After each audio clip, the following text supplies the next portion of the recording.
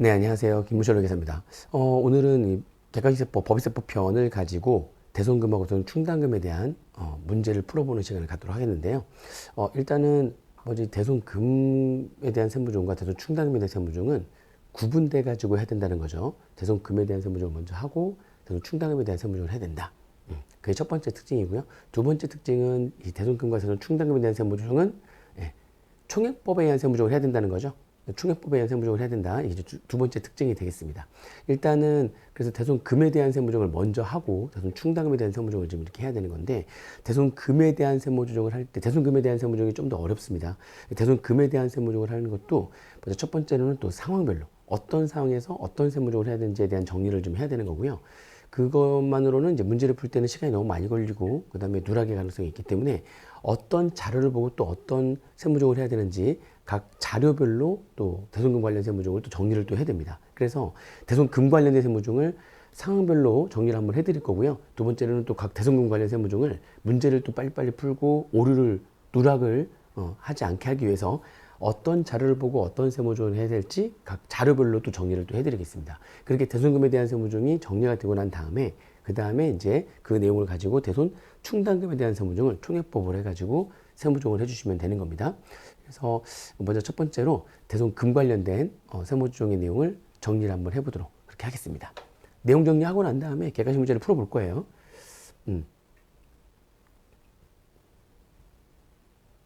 자, 먼저 대손금 관련된 세무조항입니다.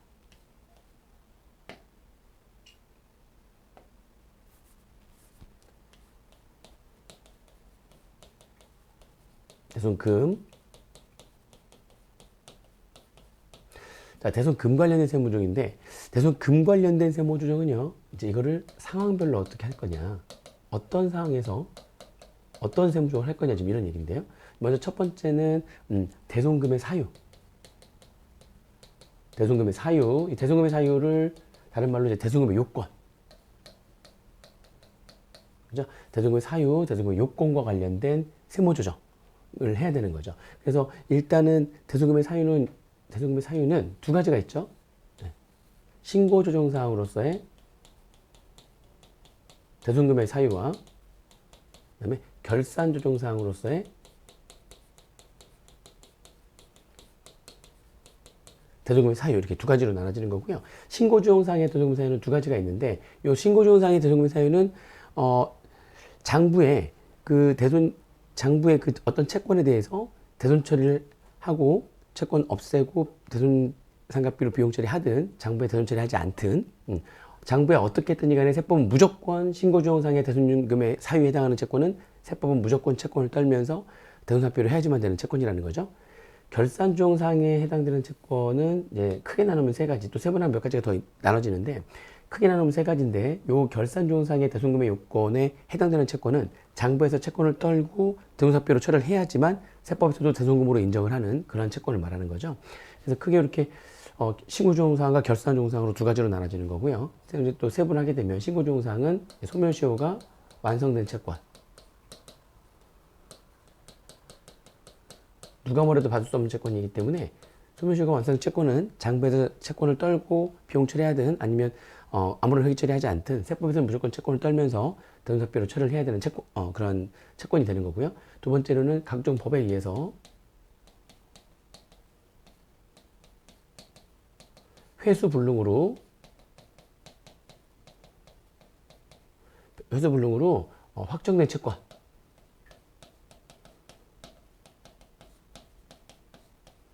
여기 이제 신고조정사항의 두 번째에 해당하는 채권이 되겠습니다. 결산조정사항에 해당되는 채권은요, 일단 감독기관의 승인을 얻은 채권이거나, 그러니까 이거 법에 의해서 못 받은 채권은 아닌데 감독기관이 이건 못 받겠다, 금융감독원이 금융기관이 가지고 있는 채권들 판단해가지고 승인해주는 채권이 있거든요. 야, 이거 못 받겠다 라고 하는 채권, 승인 얻은 채권.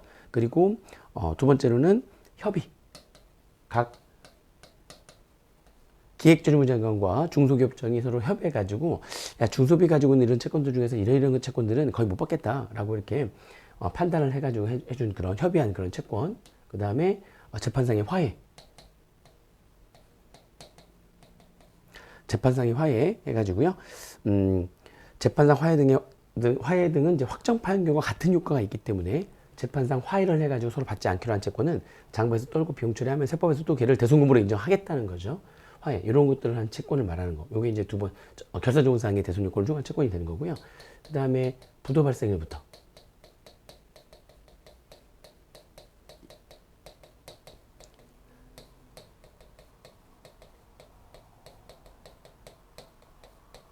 부도 발생일로부터 6개월 이상 지난 채권. 이게 어떻게 보면 제일 중요하죠. 결산정사항 중에서 이게 제일 중요한 게 되는 건데, 이게 부도 발생일로부터 6개월 이상 지난 채권은 일단은 채권자인 내가 누군지가 중요한 거죠. 채권자인 내가 중소기업이라면 부도 발생일로부터 6개월 이상 지난 그 일정한 채권이 어음이나 수표로 인한 채권이든 외상배출금으로 인한 채권이든 결산정사항의 대손요건을 충한 채권이 되는 거고요. 채권자인 내가 중소기업이 아니면 부도 발생일로부터 6개월 이상 지난 채권이 결산정사항으로서의 대손요건을 충한 채권이 되려면 어음이나 수표라도 받은 채권이 된다는 거죠. 그죠? 그래서 그런 내용들 알아야 되고, 또 두 번째로 또 주의해야 될 거는, 그러면은 부도 발생일로부터 6개월 이상 지난 일정한 채권이 결산정사항으로서의 대손요건을 충한 채권이라 할지라도 아무리 6개월 이상 지났다 할지라도, 그래서 채권을 장부에서 다 떨고 다 비용 처리했다 할지라도 세법에서는 다 인정하는 것이 아니라 1,000원 빼고 인정한다는 거죠. 완전히 회사가 망한 건 아니기 때문에, 그죠? 사후 관리를 하기 위해서 부도 발생일로부터 6개월 이상 지난 일정한 채권은 사후 관리를 하기 위해서 1,000원을 남겨준다는 거죠, 최소한.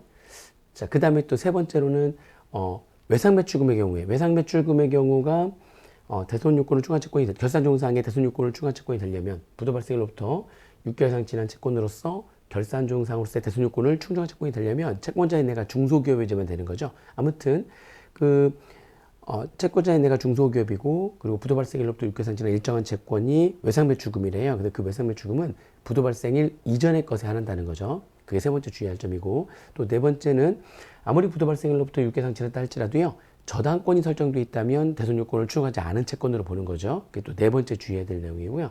다섯 번째로는 주의할 게 부도 발생일로부터 6개월 이상 지나야지만 결산조정사항으로서의 대손요건을 충족한 채권이 되는 거기 때문에 부도 발생일로부터 6개월 이상 지났다는 얘기는 딱 12월 말 법인 같은 경우에 6월 30일 날 부도가 발생했다면 12월 31일 날 부도 발생일로부터 딱 6개월이 된 거지 지난 건 아니기 때문에 6개월 이상 지나려면 6월 29일 날 부도가 발생했어야 12월 31일 날 부도 발생일로부터 6개월 이상 지나게 되는 겁니다. 그렇죠? 그래서 부도 발생일로부터 6개월 이상 지나야지만 된다. 그래서 6월 30일 날 부도 발생하게 되면 12월 말 법인 같은 경우에는 부도 발생일로부터 딱 6개월이 된 거지 6개월 이상 지난 건 아니기 때문에, 그렇죠? 그래서 6월 29일 날 부도가 발생해야지만 결산조정사항의 대손요건을 충한 채권이 되는 것이다. 자, 그 다음에 기타의 경우가 또 이렇게 세 가지가 있어가지고 채무자가 사망했거나, 그죠?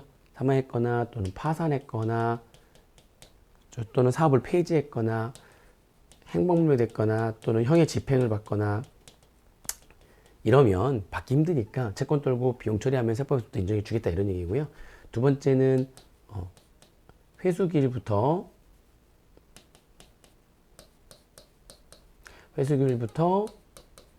받기로 한 날이죠. 받기로 한 날부터 6개월 이상 지난 회수기일부터 6개월 이상 지난 30만 원 이하의 채권이 이번에 개정돼 가지고요. 지난 20만 원이 아니라 30만 원 이하의 채권. 얘네들도 뭐 회수기일부터 6개월 이상 지났고 금액도 30만 원도 안 되고 떨고 비용 처리하면 인정해 줄게 이런 얘기죠. 이번에 개정돼서 하나 들어온 거는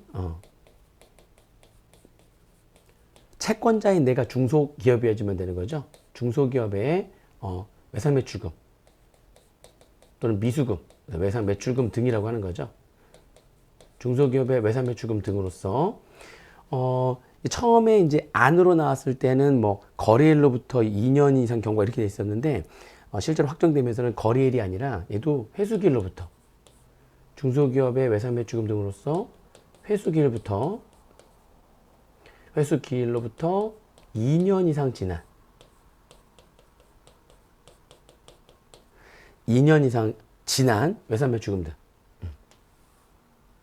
2년 이상 지난 외상매출금 등이라면 이거는 이제 중소기업의 외상매출금 등으로서 회수기일로부터 2년 이상 지난 그런 외상매출금 등이라면 이건 뭐 내가 중소기업이니까 거의 받기 힘들 거야. 2년이나 지났기 때문에. 받기로 한 날부터 2년 지났기 때문에. 그래서 채권 떨면서 비용 처리하면 세법에서는 인정해 줄게. 대손상각비로 인정해 줄게. 뭐 이렇게 된 거죠. 그래서 이게 이제 대손금의 사유와 관련된 그런 세무조항이 되겠습니다. 여기 1,000원을 주의해야 될 거, 여기 부도발생일부터 6개월 지난 일정한 채권은 1,000원을 주의해야 되는 거고요. 나머지에 대한 내용들은 어떻게 되는 거라고요? 신고조항상의 대손요건을 중한 채권, 장부에 채권 떨고 대손상각비로 비용 처리했든 아무것도 안 했든 세법은 무조건 채권을 떨면서 대손상각비로 처리를 해야 되지만 되기 때문에 만약에 신고조항상에 대한 채권이 있었는데 장부에서 소멸시효가 완성 채권인데 장부에서 아무것도 안 했다면 세법은 무조건 채권 떨면서 대손상각비가 돼야 되는 거니까 송금산입 마이너스 유보라고 하는 세무조항이 뜰 수가 있겠죠. 또 결산조항상 같은 경우에 결산조항상의 대손요건을 중한 채권을 얘네들은 장부에서 채권 떨고 비용 처리하면 세법에서 걔는 송금으로 인정해주고 단 얘는 1,000원을 주의해야 되는 거죠. 1,000원 빼고 인정하니까 채권 다 떨고 비용 처리했지만 부도 발생으로부터 6개월 이상 지난 일정한 채권이라면 1,000원 빼고 떨어야 되는 거니까 송금물 쌓임 1,000원에 유보에 세무조항이 뜰 수가 있는 거고 얘는 그거 말고 나머지는 세무조항이 안 뜨는 거죠. 떨고 비용 처리하면 인정하니까 세법도. 만약에 장부에 안 떨었다면 세법도 송금으로 인정이 안 되는 거니까 세무조항이 안 뜨는 겁니다. 그래서 결산조항상의 대손요건을 중한 채권은 장부에서 떨든 떨지 않든 얘를 빼고는 세무조항, 이거 1,000원에 대한 세무조항 빼놓고는 세무조항이 안 뜨는 거죠. 그러면 또 어떤 채권이 있는데 그 채권이 이게 신고조항상의 대손요건을 중한 채권과 결산조항상의 대손요건을 중한 채권 여기에 해당되지 않는데요. 즉 어떤 채권이 여기에 해당되지 않는다면 대손요건 불충족에 해당되는 채권이거든요.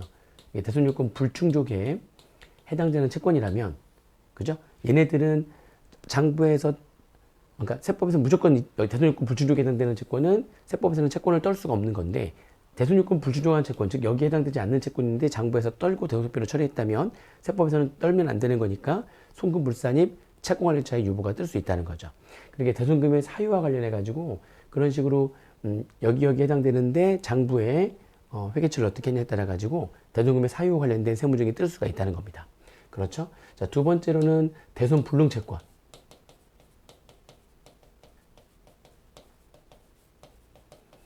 대손 불능 채권과 관련된 세무조정.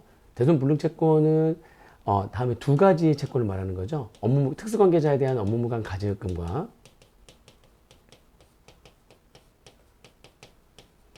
그렇죠? 그다음에 채무부종으로 인한 구상채권. 채무부종으로 인한 구상채권이죠. 자, 이 두 가지의 채권은 대손 불능 채권, 이 두 가지의 채권은 아무리 여기 대손의 요건을 추가한다 할지라도 내 업무무관 가지급을 갖고 있어요. 그리고 예를 들어서 업무무관 가지급을 가지고 있어요. 근데 그게 그 업무무관 가지급이 이제 대여금의 일종이잖아요. 갖고 있어요. 근데 그게 너무나 이제 소멸시효가 완성돼 가지고 소멸시효가 완성될 때까지 청구권을 행사하지 않은 거예요. 소멸시효가 완성돼서 이렇게 그래서 신고조항상의 여기 대손 요건을 추겠으니까 장부에서 채권 떨면서 이렇게 대손상비로 처리를 했다는 거죠. 그렇죠? 근데 대손불능 채권은 아무리 이렇게 장부에 대손 요건을 추해가지고 대손 처리했다 할지라도 세법은 어떻게 할 거냐? 대손금의 요건은 해당했으니까 세법도 그 대여금이라는 채권은 받을 수 없는 채권이 된 건 맞아요. 세법도 그 대여금이 이렇게 없어지는 건 맞다는 거죠. 그런데 대손불능 채권 절대로 대손상각비가 될 수 없는 채권이다. 채권이 대손금의 사유에 해당했으니까 받을 수 없는 채권이 된 건 맞지만 절대로 그걸 대손상각비로 할 수 없다라고 하는 겁니다. 그게 대손불능 채권이에요. 다 이유가 있었다고 그랬죠? 이렇게 사회 유출을 해야 된다는 겁니다. 그래서 대손불능 채권에 대해서 장부에 이렇게 대손 처리를 했다면 대손불능 채권인데 대손금의 사유에 해당해서 장부에 대손 처리를 했다면 세법은 대여금이 없어지는 건 맞지만 하지만 절대로 뭐가 될 수 없다? 대손상각비라는 송금이 될 수 없다. 그래서 세법은 사회 유출이 된다는 거죠. 그래서 이걸 세무조항을 하게 되면은 얘네들은 송금, 불산입, 대손 불능 채권으로 인한 사회 유출 관련 차이. 그죠? 대여금은 차이가 없어요. 유보 마이너스 유보 아니죠. 사회 유출 관련 차이하고 그 상대방 누구한테 받았어야 될 채권이냐에 따라서 배당, 상여, 기타 사유 유출, 기타 소득 등으로 이렇게 소득 처분을 해주시면 되겠습니다. 그쵸? 그 다음에 각 상황별 세무조항도 마지막 세 번째, 좀 좁으니까 결산현상을 지우고 세 번째는 장부상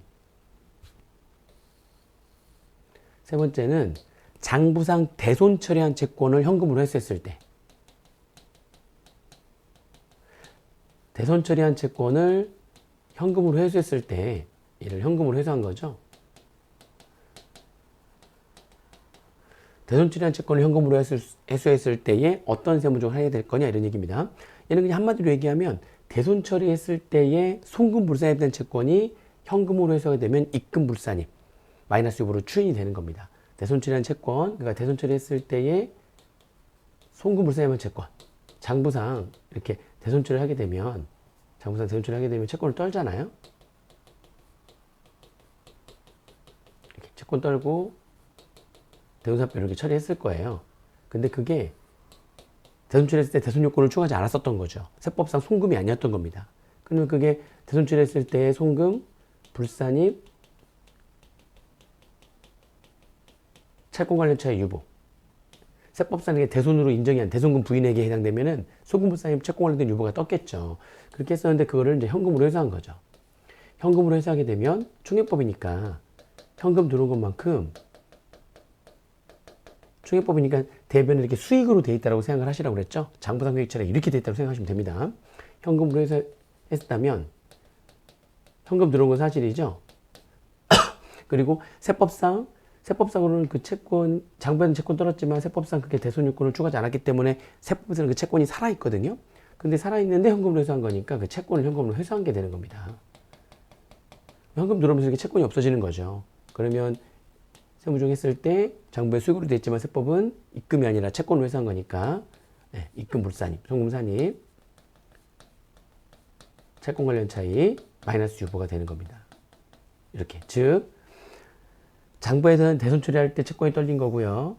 세법은 현금으로 회수할 때 채권이 이렇게 떨리는 거니까, 결국에는 현금으로 회수하게 되면 이제 장부나 세법이나 다 채권이 떨리게 되는 거니까, 이때 송금 불산입 유보한 내용이 이때 와서 송금산입, 입금불산입 마이너스 유보로 추인이 되는 거죠.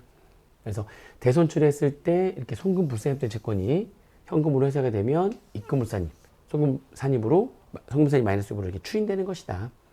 그래서 이 대손금 관련된 세무조정은 상황별로 정리를 한다면 이렇게 대손금의 사유 관련된 세무조정, 대손 불능채권 관련된 세무조정, 대손 처리한 채권을 현금으로 회수했을 때에 대한 세무조정, 이렇게 세 가지 상황별로 세무조정이 뜰 수 있다고 정리를 할 수가 있습니다.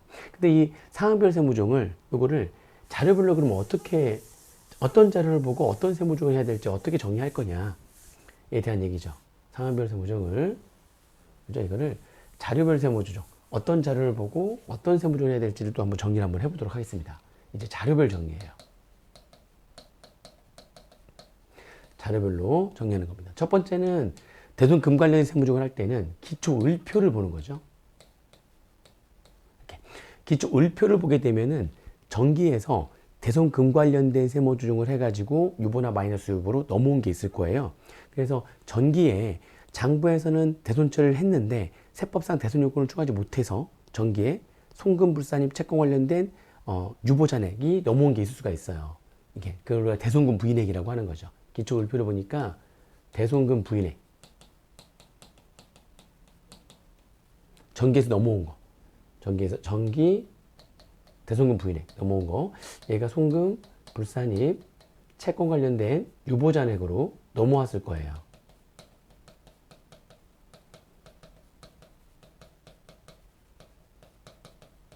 이게 넘어왔을 거라는 거죠. 그죠? 전기의 대손금 부인액이라고 하는 거는 전기에 장부에서는 채권 떨고 대손금표를 처리했지만 세법에서는 그게 대손이 그러면 인정이 안 돼. 인정이 안 된 채권, 그러면 전기에 송금, 불산입, 채권 관련된 유보가 이렇게 떴겠죠? 그게 이렇게 넘어왔다면 이렇게 돼 있을 거다, 기초울표에. 또 반대로 전기에 장부에서는 아무런 회치를 하지 않았는데 전기에 그게 세법상 신고주정상의 대손요건을 추가 채권이었던 거예요. 신고주정상의 대손요건 추가 채권이니까 전기에서 세법은 무조건 채권 떨면서 대손사표로 처리를 했어야지만 되는 거라서 전기에 송금산입 채권 관련된 마이너스 유보가 떠가지고 그게 넘어온 게 있을 수가 있다는 거죠. 그래서 기초울표로 보게 되면 전기에서 넘어온 송금산입, 그러니까 대손금과 관련된, 그게 그걸 채권과 관련된 거죠. 채권 관련된 마이너스 유보 잔액이 있을 수가 있다는 거죠. 요거는 전기에 요게 있다는 얘기는, 그죠? 정기에 장부에 아무런 회계 처리 안 했는데 세법상 정기에 신고조항상의 대손 요건을 충족을 해서 세법에서는 무조건 채권 떨면서 대손배로 처리를 해야 했어서 정기에 송금산입 채권 관련된 마이너스 유보잔액으로 세무조항을 한 내용이 단계로 이렇게 넘어온 게 있을 수가 있다는 거죠. 그럼 기초 울표로 보면 이 정기의 대손 금관된 세무조항 사항 중에서 유보나 마이너스 유보로 넘어온 게 이렇게 두 가지가 있을 텐데 그 내용을 보면서 단기에 얘네들이 어떤 일이 발생하게 되면 반대로 추인되는 세무조항이 뜰 거냐 그걸 이렇게 자료별로 정리를 하는 거예요. 기초 울표로 보니까 정기에 이 대손 부인액으로 이게 넘어온 게 있는 거예요, 얘가. 전기회가. 그럼 얘가 이렇게 넘어온 게 있으면은 이건 어떤 세무조항이 뜰 거냐 이런 얘기죠. 얘가 요게 단계 어떤 일이 있을 때 세무조항이 뜰 거냐? 요 얘기는 지금 어떤 일이 있었다는 거예요. 정기에 장부에서는 채권 떨고 대손표를 했지만 정기에서 세법은 대손 요건을 줘가지 않았으니까 지금 이렇게 송금불산이 전개돼가지고 넘어온 게 있다는 거죠. 그게 단기에 대손 요건을 세법상 충족을 했다면 장부에는 정기에서 떨고 대손표가 된 거고 정기는 세법상 대손 요건을 추가하지 않은 거니까 아무것도 안 했었다는 얘기죠. 근데 그게 단기에 세법에서는 채권이 떨면서 대손표가 돼야 되는 거니까 이제 정기에 채권 떠는 거고 장부에는 세법은 단기에 떠는 거니까 채권 관련 차이가 이제 없어지는 거죠. 그래서 단기에 대손 요건을 충족하게 되면 그죠? 그러면 얘가 기초에 있었던 얘가 송금산입 채권 관련된 이렇게 마이너스 유보로 이렇게 추인되게 됩니다. 그렇죠?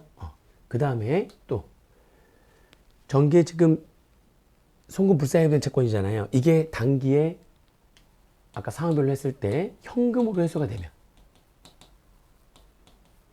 단기 현금으로 회수가 되면 송금산입 또는 입금불산입 채권 관련된 마이너스 유보로 추인된다고 그랬죠.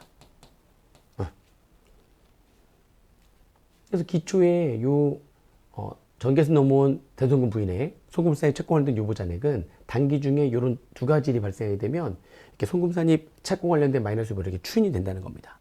그죠? 그 다음에 여기 그러면은 그 다음에 이제 요거 예주에 기초에 대손금 관련해가지고 정기에서 넘어온 송금산입 채권 관련된 마이너스 유보가 있으면 어떻게 할 거냐. 그죠? 요거는 단기 중에 어떤 일이 발생하면 요 얘기는 무슨 얘기죠? 정기에는 장부에는 아무것도 안 했는데 세법상 정기에 신고조항상의 대손 요건을 추가 채권을 말하는 거잖아요. 응? 그랬을 때 정기에 이제 송금산입 채권 관련된 마이너스 유보가 떴겠죠. 그게 지금 올해 넘어온 건데 즉 장부는 아무것도 안 했지만 세법에서는 신고조항상이어서 떤 채권을 말하는 거죠. 근데 그게 단기에 세법은 지금 정기에 떤 거고 단기에 와서 장부상 대손 처리했을 때 세법은 정기에 떤 거고 장부는 오래 떨게 되면 이제 채권 관련 차이가 없어지는 거니까 송금산입 채권 관련된 마이너스 유보가 송금불산입 채권 관련된 유보로 이렇게 추인되게 되는 거죠. 그래서 기초 울표에 얘네들이 있었을 때는 단기 중에 이런 일이 발생했을 때 이러한 세무조항이 뜬다는 겁니다. 그 다음에 두 번째는 뭘 보냐면 두 번째는 그럼 기중 자료. 자, 기중에 장부상 대손 처리한 채권. 장부상 대손 처리한 채권을 장부상 대손금이라고 하잖아요. 그 장부상 대손금은 대손 처리한 T 계정에서 왼쪽 위에서 채권하고 상계 처리한 금액. 이게 이제 장부상 대손금이죠. 장부상 대손 처리한 채권, 대손 충당 및 T 계정에서 채권하고 상계 처리한 금액, 요 금액 중에 어떤 일이 있으면 또 세무조항이 되는 거냐. 요렇게 요 금액 중에 그죠? 장부에서는 지금 채권 떨고 단기에 대손 상각비로 처리를 한 건데 그게 대손 불능 채권에 해당하는 거.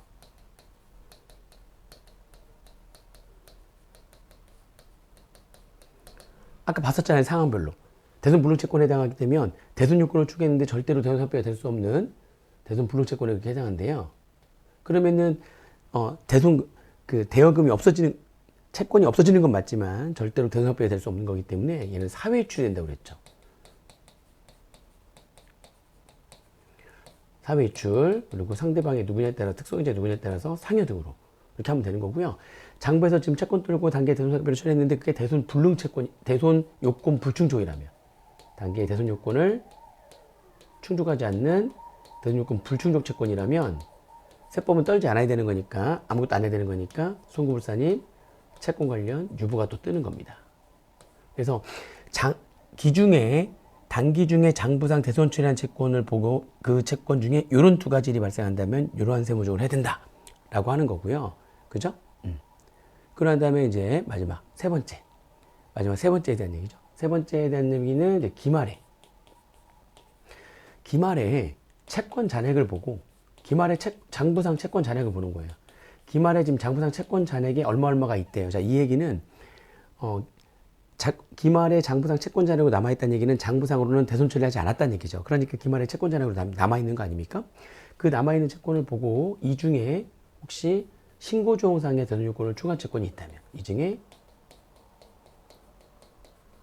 신고자정사항에 해당되는 채권이 있다면, 소멸주가 완성된 채권이거나 각종 법에 의해서 불능으로 확정된 채권이 있다면 세법은 무조건 떨어야지만 되는 건데 장부에는 살아있으니까 송금, 산입, 채권 관련된 마이너스 유보라는 세무조정이 뜬다는 거죠. 그죠? 그래서 이렇게 대손금 관련된 이 세무조정을 이제 이렇게 기초, 기준, 기말. 기초가 조금 어려워요. 기초가 좀 더 어려워요. 이런 거 있으면 어떤 일이 있을 때 반대로 추인될 거냐고 하는 거니까 이렇게 대손 관련된 세무조정을 이런 식으로 자료별로 이렇게 어떤 자료를 보고 어떤 일이 발생했을 때 어떤 세무조정을 할 거냐라고까지도 정리를 하셔야지만 문제를 풀 수가 있습니다. 대손 금관련 세무조정을 이렇게 자료별로 정리를 하셔야 되는 거고요. 그 다음에 이렇게 대손 금관련 세무조정이 끝났다면 대손 충당금 관련된 세무조정을 그 다음에 하는 거죠. 대손 충당 관련 세무조정은 총액법이니까 먼저 기초. 정기에서 넘어온 대손 충당금은 정기의 대손 한도 초과 금액 유보를 해서 넘어온 게 있을 거 아닙니까? 그거 바로 그냥 추인하고 들어가는 거죠. 기초에 송금 산입, 전기, 대손 충당금, 한도 초과. 소금불상 유보로 넘어온 거 있을 거 아니에요. 그거 바로 소금산입 마이너스 유보로 바로 추인해 버리고요. 이렇게 그 다음에 이제 기말에 대손 충당금 총액법이니까 기초하고 기말 딱 두 개만 세무조정 뜨는 거죠. 기말에 총액법이니까 장부상 대손 충당금의 기말 잔액과 요 기말 잔액이 세법 그 장부상 대손이 발생해서 받을 수 없을 채권이라고 예상한 총액이잖아요. 그 총액을 가지고 들어오고요. 기말 잔액하고 세법상의 설정 한도액. 그죠? 설정 한도액은 이제 1 곱하기 2. 이거 계산해 가지고 설정 한도액 갖고 와서 얘하고 얘를 비교해서 세무조정을 하는 거죠. 다만 대손 충당금이라고 하는 거는 결산종 사항이기 때문에 대손 충당금의 장부상의 기말 잔액이 100인데 근데 세법상 설정한 도액이 120원에 하면 결산종 사항이니까 120원까지 할 수 있는데 장부에 100원밖에 안 해놨다면 세법에서 인정되는 금액은 100원이 되는 거죠. 장부상 처리한 금액만 인정이 되는 거니까 세무조정이 안 뜨는 거고요. 이렇게 설정한 도액이 대손 충당금 기말 잔액보다 더 이렇게 작았을 때만 대손 충당금 한도 초과로 해놓은 20원 송금불상 유보가 뜨는 겁니다. 결산종 사항이니까 요 금액이 얘보다 작아야지만 세무조정이 뜬다는 거죠. 그래서 결국에는 장부상 대손 충당금의 기말 잔액은 가져오시면 되는 거고요. 세법상 설정한 도액을 어떻게 계산할 거냐? 요것만 잘 계산하시면 되는 건데 요게 좀 어렵죠. 설정한 도액 계산하는 게 요게 이제 대손 금 관련 세무조정이 여기 영향을 미치기 때문에 좀 어려운 겁니다. 근데 1번은 세법상 기말 시점에 대손 충당금 설정 대상 채권을 1번으로 하는 거죠. 세법상 대손 설정 대상 채권이기 때문에 세법상의 장부가 따로 없으니까 요거 구하려면 어떻게 한다고 그랬어요? 일단 BS상 기말 채권에서부터 출발해서 그 BS상 기말 채권 중에서 요걸 하려면 BS상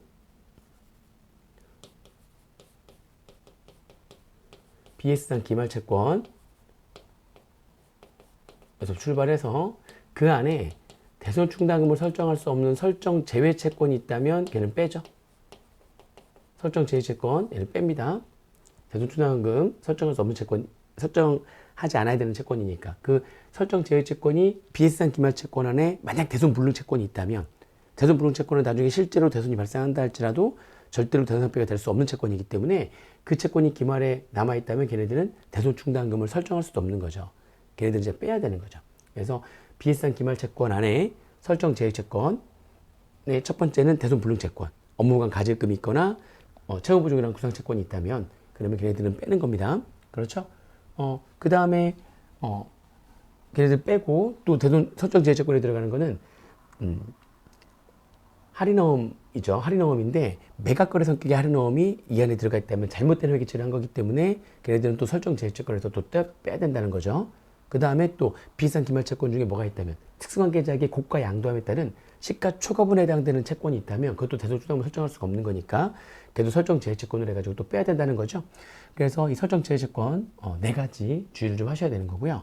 그 다음에 플러스 마이너스 세법상 지금 채권을 말하는 거니까 플러스 마이너스 채권 관련된 유보, 채권 관련된 기말에 유보잔액이나 마이너스 유보잔액이 있다면 채권 관련된 기말에 유보잔액은 더해주고 채권 관련된 기말에 마이너스 유보잔액은 빼가지고 세법상 기말 시점에 대손 충당금 설정상 채권을 구해야 된다는 겁니다. 그렇죠?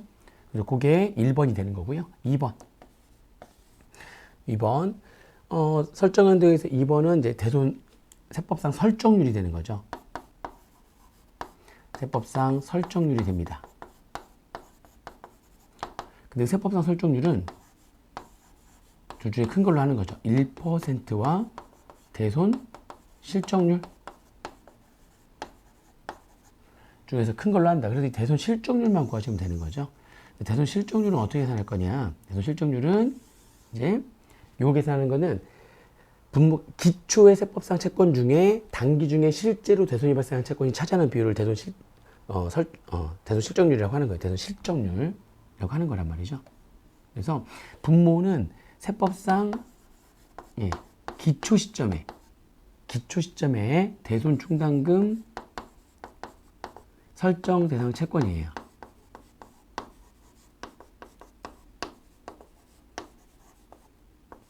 그러니까 분모는 세법상 기초 시점에 대손 충당금 설정상 채권 중에 분자는 세법상 실제로 단기 중에 발생한 대손이 발생한 채권, 세법상 대손금이죠. 문제를 풀면서 얘네들 어떻게 계산할 건지 또 내용을 보도록 할 건데요. 아무튼 요게 대손 실적률이 되는 겁니다. 요거랑 1% 중에서 큰 거를 대손 설정률로 해가지고요. 세법상 기말 시점에 대손 충당금 설정상 채권과 세법상 설정률로 곱한 금액을 설정 한도액으로 해서 그 금액과 대손 충당금의 기말 잔액을 비교해서 세무조정을 하는데 얘네들은 결산 좋은 사항이다. 그죠? 얘들은 결산 좋은 사항이기 때문에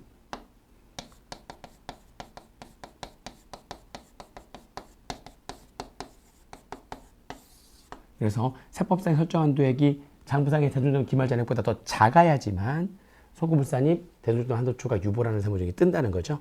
이제 이 대손 충당금 한도 초과로 인한 기말의 세무조정이 어렵습니다. 이 세법상의 설정 한도액 계산하는 것 자체가 굉장히 어렵기 때문에.